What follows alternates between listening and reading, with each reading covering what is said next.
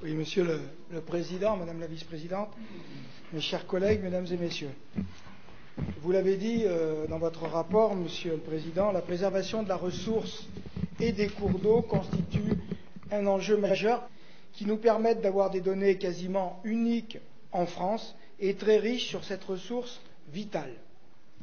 Dans ce rapport, si j'ai bien compris, mais peut-être cela amènera une explication de votre part, vous nous proposez de supprimer les 30 points de contrôle de suivi allégé de bassin, les SAB, pour les eaux superficielles et les 6 points de contrôle du réseau qualité sur le suivi des eaux souterraines. En pleine réflexion, et on l'a abordé aussi ce matin dans nos différents propos, notamment sur les effets de la sécheresse, et on le voit encore en ce moment, des sécheresses de plus en plus tôt dans l'année, sur un certain nombre de projets, et notamment, Madame la Vice-présidente, le projet d'embouteillage de l'eau de Divonne qui, si vous me permettez l'expression, a quand même fait couler pas mal d'eau et questionné un certain nombre d'élus sur le territoire du pays de Gex, des territoires qui, comme le pays belgardien, sont en très forte croissance démographique, et bien ce qui augmente considérablement, bien évidemment, les besoins en eau potable. Eh bien, vous me permettrez de vous dire que si vous nous confirmez ces suppressions de 36 points de contrôle au total, eh bien, nous les regrettons.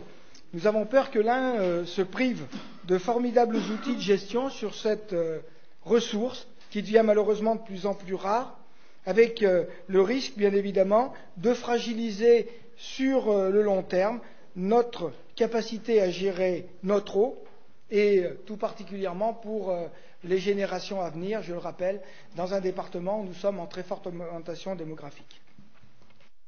Merci Monsieur Larmanjat. D'autres observations sur ce sujet? Avant que je laisse le soin à Madame la Vice-présidente de vous répondre. Oui, merci Monsieur le Président. Mon cher collègue, tout d'abord, on ne peut que déplorer aussi le désengagement de l'Agence de l'eau, donc je crois qu'on en est tous conscients aujourd'hui, et l'intervention de Charles de la Verpillière en témoigne ce matin. Je voulais rappeler que la politique qui est conduite par le département dans ce domaine est une politique qui n'est pas obligatoire, donc c'est un vrai choix aussi de maintenir cet axe de travail.